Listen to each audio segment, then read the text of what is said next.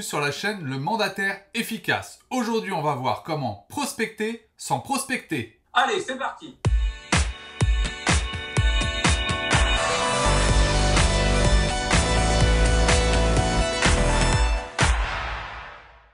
Condition exceptionnelle, comme vous pouvez le voir, on voulait à tout prix faire cette vidéo avec Sébastien, mais lui comme moi, nous sommes malheureusement cas contact. Exactement, donc on est chacun confiné chez nous, enfin pas confiné mais isolé, parce qu'on va arrêter avec les confinements, mais on est isolé chacun de notre côté, moi en Bretagne, lui en Vendée, donc vidéo à distance, mais au moins on va vous faire quand même une belle vidéo. Alors on s'excuse d'ores et déjà pour la qualité de la vidéo et du son, mais on pensait que vraiment c'était important de faire ce sujet, comment prospecter sans prospecter. Donc déjà, la prospection, il faut arrêter de croire que c'est aller mettre un prospectus dans une boîte aux lettres. La prospection, elle doit se faire toute la journée.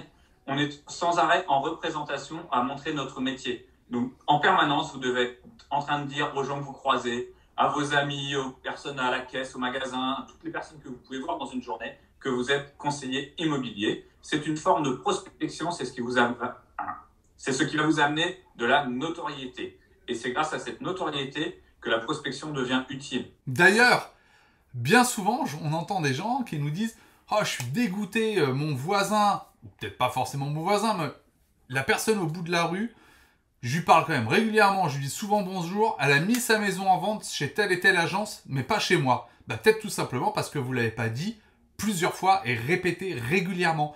Et Sébastien a raison, la prospection, c'est tout le temps. C'est-à-dire que quand vous voyez quelqu'un, vous allez discuter de la pluie et du beau temps et de dire peut-être bon allez, je retourne sur le terrain, il faut que je prospecte et que je vende des maisons, moi.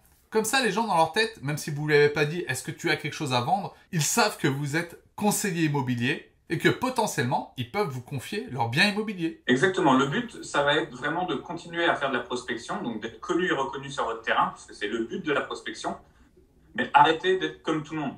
Les flyers, c'est démodé. En plus, c'est pas écologique, donc évitez de mettre ça. Les cartes de visite, bon, vous pouvez toujours en donner, mais ça reste quand même pas encore l'outil le plus performant. Le mieux, c'est que les gens comprennent que vous êtes dans l'immobilier, que vous leur fassiez entendre, mais que vous ne soyez pas là à leur rabâcher « au fait, tu n'aurais pas une information, quelque chose à vendre ». Donc c'est pareil d'ailleurs dans les réseaux sociaux. Je vois plein de gens qui sont là en train de montrer leurs biens à vendre, en train de montrer leurs cartes postales qui sont en train de déposer dans les boîtes aux lettres et autres.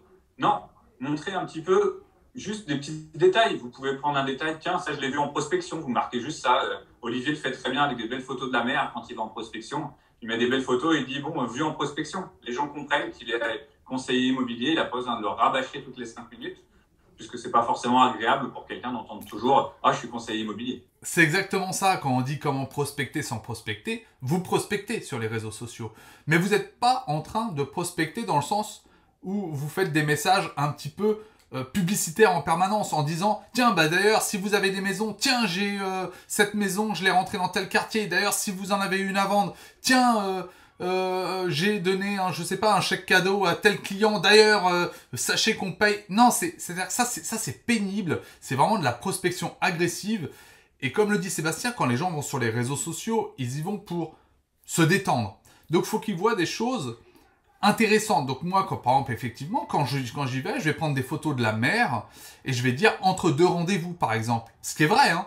Mais au moins, les gens se disent bon, ok, on a compris, il fait tel métier. Mais je ne suis pas en train de les forcer. Je ne suis pas en train de vouloir à tout prix leur faire passer un message commercial. Même si ce message va quand même se diffuser en eux. Ce qui veut bien dire qu'on prospecte sans réellement prospecter. Exactement. Le but, c'est que ça rentre dans la tête des gens au fur et à mesure quelle est votre profession et qu'ils pensent à vous quand ils parlent immobilier, ils se disent tiens, c'est monsieur un tel qui en fait. C'est juste le seul but.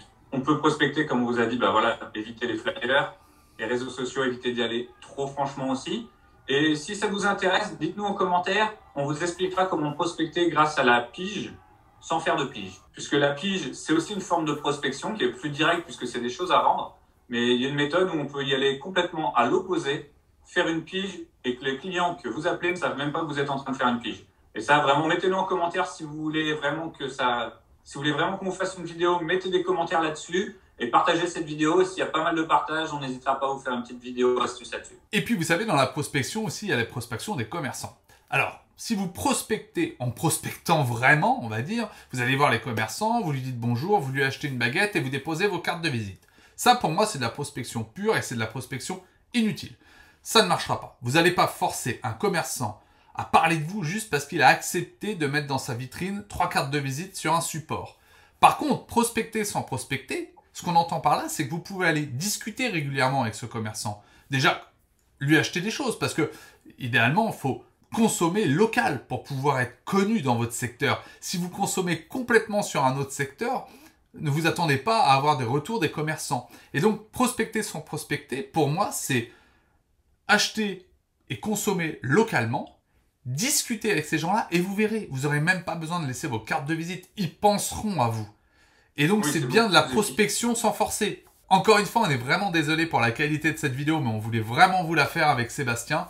Mais comme on n'est qu'à contact, on croise les doigts pour que la semaine prochaine, ça soit pas comme ça. Mais c'est pas garanti. C'est pas gagné, je pense qu'on est mal barré avec nos enfants. Mais bon, ouais, voilà, c'est exactement ça.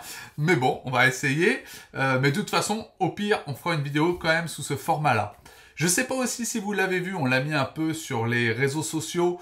Mais nous sommes désormais et CPF et loi Allure. Donc ça peut être très intéressant pour vous faire financer votre formation et en plus que ça compte pour votre loi Allure. Donc n'hésitez pas à aller voir sur notre site, hein, lemandataire-efficace.com. Vous avez toutes les informations ou alors nous contacter directement par les réseaux sociaux, Instagram, YouTube, ce que vous voulez. De toute façon, on vous met en lien le lien de la formation dans la vidéo. On vous dit à dimanche prochain, 10 h pour une nouvelle vidéo. Afin de travailler efficacement et de vivre sereinement. À dimanche prochain. Bon dimanche!